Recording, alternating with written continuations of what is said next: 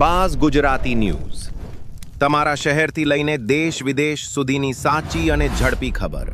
Buzz Gujarati news હર હંમેશ સત્યની સાથે।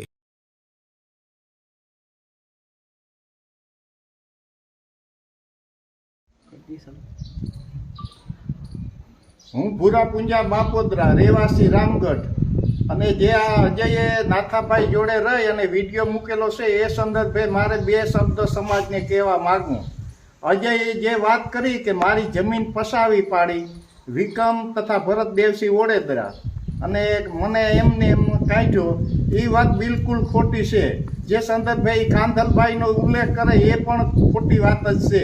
મારી રૂબરૂમાં આ બધો એ ખાટું એની જમીનનું ખાટું પહેલાં એની આદિત્યાણે રહેતો તો એના ભાગમાં 3 વીઘા જમીન આપી હતી, એ એની બળજબરીથી લીધી હતી।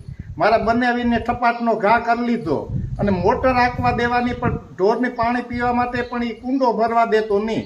1 મહિનો 2 મહિના સુધી મોટર એની બંધ રાખવી।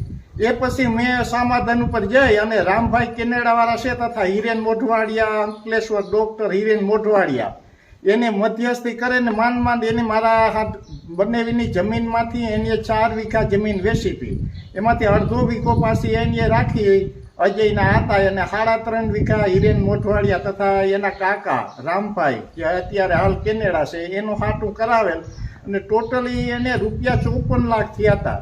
એ 54 લાખ પછી જે આ બોરડી એને જમીન લીધી 5 વીઘા જમીન હતી ને 7.5 લેખે એને લીધી હતી અને એક મોહેમ જ એની લીધેલી છે। ઉનાળામાં સોરીનું વાવેતર કરેલું છે તો મોહેમ સારી થઈ, પછી ચોમાસામાં માંડવીની મોહેમ એની લીધી અને પછી માંડવી લીધા પછી એ જમીન કંઈક કબજામાં ફેરફાર હતા એને લઈને ખાતેદાર થાય એમ નહોતી, અત્યારે હાલ પૂરતી થાય એમ નહોતી। તો મને કહે કે મને આમાંથી કઢવી દો, આ જમીન મારે ભલે 5 લાખ રૂપિયા ખોટ ખાવી પડે પણ મારે રહેવા પોરબંદર ભાગે જાવ। મેં કીધું ભાઈ તું પોરબંદર જઈને કામ કરી, તું એકતા માંડ વાથી નીકળ્યો કે હું લાઇટ ફિટિંગનું કામ કરે મજૂરી કરી ગમે એ કરી હું મારું રોડ બી અને એ પાછી મેં આને કીધું મારા ભાણેજું ને આ પણ મારા ભાણેજું છે વિક્રમ ભરત દેવસિંહ ઓડેદરા અને અજય વિરમ ઓડેદરા, વિરમમાં એ પણ મારો ભાણેજ છે।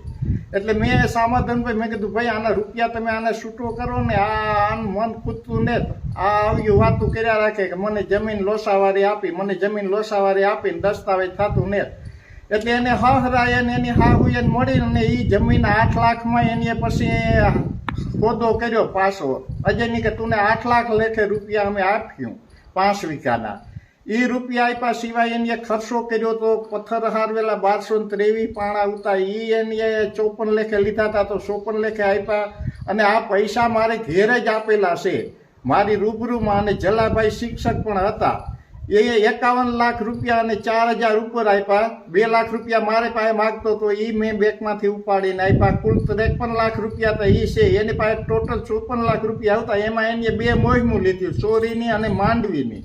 48 લાખ રૂપિયા મને કે મારા આપેલા છે વિક્રમને, તો ટોટલ એને પાછા એની બદલીમાં આને 51 લાખ રૂપિયા આપ્યા।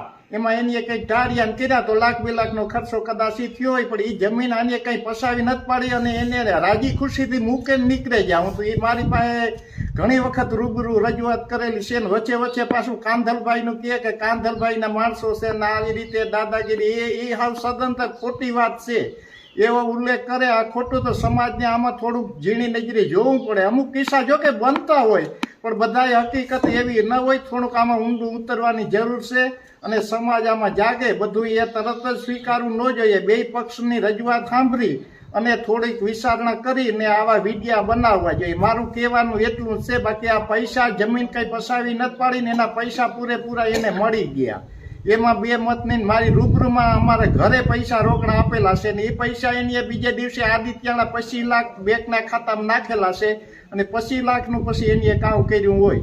25 લાખ તો મારી બેન કહેતી હતી કે અમારા ખાતામાં નાખ્યા, એવી વાત છે। આ સમાજને જાગૃત થવાની જરૂર છે આમાં।